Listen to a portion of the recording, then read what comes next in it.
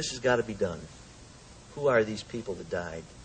You didn't see their relatives come in and testify because there was a guilty plea. You didn't hear the facts in great detail. I don't want you to forget it. I don't want you to forget who they are. Sometimes, and this is when I'm in my work, naturally I see people getting very concerned about a defendant, what's happened to a defendant. And because the victim is gone and dead, the victim isn't there to say, hey, what about me? What about me? Don't forget Stephen Twomey, who died in the Ambassador Hotel with the defendant. He encountered Mr. Twomey while he was waiting at a bus stop. He had already obtained his hotel room at the Ambassador, which he believes is located on 24th in Wisconsin. He'd gotten the room earlier with the plan that if he had encountered someone, he would take them there for the purpose of having sex with them.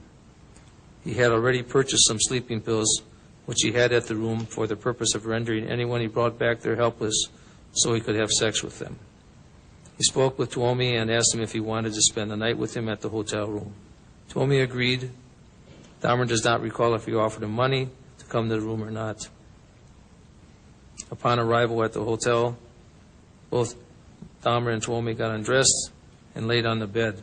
At that time, they had what Mr. Dahmer called light sex. He described this as hugging, kissing, and mutual masturbation. After about an hour or two, Mr. Dahmer made a drink for Mr. Twomey, at which he put the sleeping pills. Mr. Twomey drank this, fell asleep, and Mr. Dahmer kept drinking and eventually fell asleep himself. Mr. Dahmer related that when he woke up, he was lying on top of Mr. Twomey, and Dahmer's forearms were visibly bruised. He saw that Mr. Twomey was obviously dead. He was bleeding from the head, and his chest was crushed in, and some of the bones were broken. He reports blacking out and waking up in the morning. Stephen was in bed on his back. Jeffrey recalls being on top of him. He reported that Stephen's head was over the side of the bed and there was a bruise on his chest.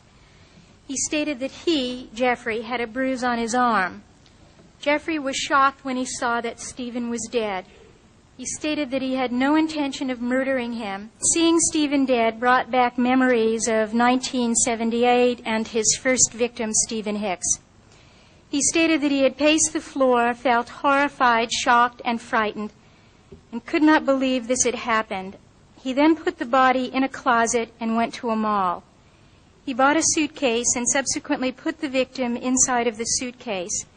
He then rented the room for another night. At 1 a.m., he checked out and took a taxi to his grandmother's house. He kept the body in the fruit cellar for approximately 9 days. One day, while his grandmother was at church, he laid the body out and, according to Mr. Dahmer, quote, slit open the belly and masturbated. The experience led him to make two changes.